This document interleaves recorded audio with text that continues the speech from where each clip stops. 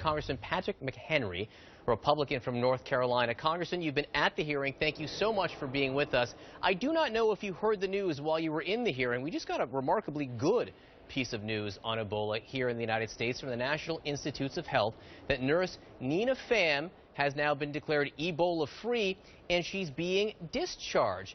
There has been a remarkable streak of success in dealing with all of these Ebola patients in the United States, except for the first one, Thomas Eric Duncan.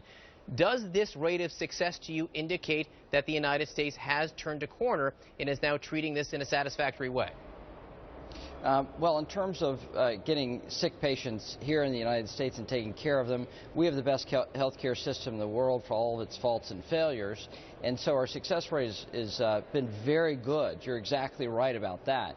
The concern that we have, and the reason why we had the hearing today, is we wanted to make sure the government has a coordinated response on the international front as well, to make sure that the American citizens and our military men and women that are in harm's way are protected.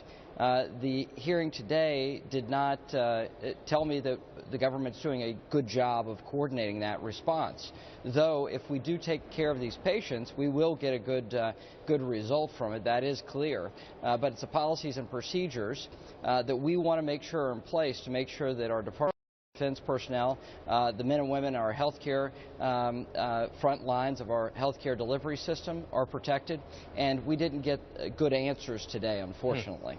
All right, so you're talking about, part of what you're talking about is what will happen largely in these West African nations when hundreds, thousands of U.S. personnel are there. Does it give you confidence, though, based on what you are seeing here, that these cases are being isolated when they come up and it is not spreading here in the United States anymore? And does that not perhaps give you confidence about what might happen when these troops go overseas? I guess I'm asking is, what more do you want to see? Well, what I'd like to see is, what we've seen with the CDC is 9 different protocols, 9 different changes in recent months on how to deal with an Ebola, somebody who's been in an Ebola-affected region. What we want to see is solid protocols for individuals that are coming home from this region. Right now, the standard, the science tells us a 21-day isolation period is the best way to go.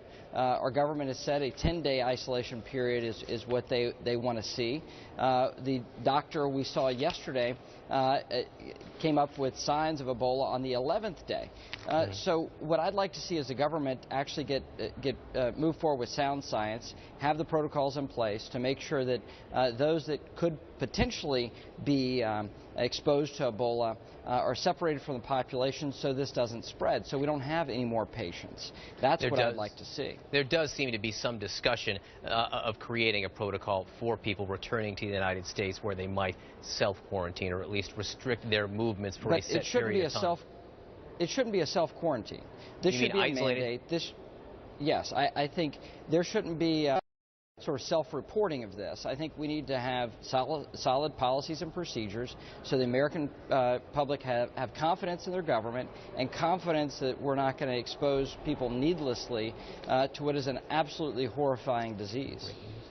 All right, Congressman Patrick McHenry, thank you so much for being with us. There's a news conference at the National Institutes of